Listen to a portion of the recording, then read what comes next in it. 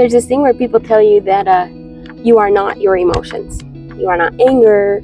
You are not fear. All this kind of stuff. There are two types of fear.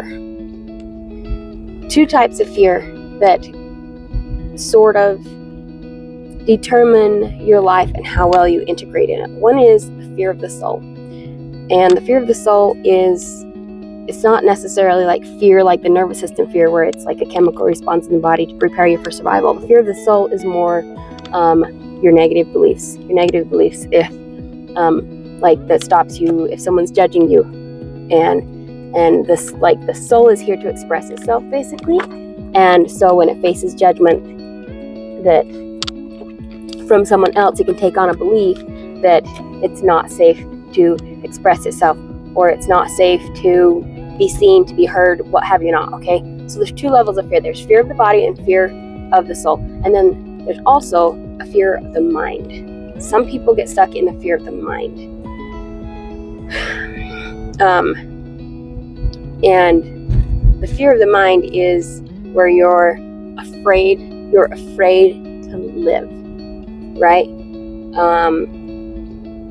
You're afraid to completely allow your soul, or maybe it's like a fear of the soul, and so it creates this fear in the mind where the soul and the body doesn't integrate fully. And so you're not fully present in your life because you're not fully present in your body, and your body's not fully present with your soul, because right, so you're limiting yourself. So it's creating this tension of like the mind isn't fully present, and so it creates depression and anxiety, and it creates like this tight knot of just, I don't know how to function in a world that wants me to be happy, that wants me to just be accepting, or that wants me to just be myself. How do I just be myself? And you really can't just be yourself until the soul allows itself to just be, and to let go of some of those negative beliefs, and until the body and allow the body to like fully integrate into the body, into the full nervous system responses in life and challenges and pain. And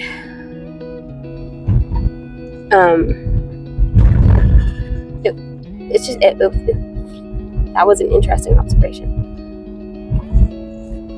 So when we tell you step out of anxiety, drop anxiety, stop being anxious, stop overthinking, if you're depressed, then when you're depressed, they focus on like life, or what did you have for lunch today, and try to really help you immerse in life, because they're trying to help you get into the body. And I think it's just absolutely amazing, the people that are skilled in this and they've really learned how to do it, and help people with that. And have I worked with them? No, because I was too afraid to. So when I went to NTT, when I went to the NTT event with Luke Hawkins, a 3-day event with Luke Hawkins for like neurotransformational, so it was working with the negative beliefs and hypnosis and timelines. And so it worked not just with the body and the nervous system recoding, it also worked with the soul and releasing the negative beliefs of the soul that was preventing it from fully integrating into presence in the body. And so it was pretty incredible, and it was kind of one of the last things that I needed to really shock myself and get myself like out of like the disconnection where I hadn't been able to fully integrate back into the body. And so it was really amazing. And I woke up this morning, I got back yesterday from Australia from Luke's event, and I wake up and I realized that I love having brown eyes. And I know that sounds like such the smallest thing, but the realization that I love my brown eyes, instead of just looking at my eyes and being like, wow, my eyes are really interesting. Oh, that's interesting. Okay, right? Wow, brown eyes are pretty, or brown eyes. I didn't have an opinion. I just realized I just loved having brown eyes. I loved having toes. And I didn't realize just how disconnected the soul was from the body. And there was so much pressure on my heart trying to keep my soul present, right? Like I was here in the body, but I wasn't integrating in the body. There wasn't this trusting, loving relationship between me and the body. between the soul and the body and the mind. And because of that, like, I have been building a life based on separation and suppression of the soul and the soul's true expression because of all the negative beliefs that was being held. And the body doesn't love suppression. The body loves expression. Okay, the body lives in expression. It expresses you in all manners of ways, from your eye color to the way that you wave your hands to the way that you walk. Right? The body loves expression, and the soul is the one that brings in the depression and suppression.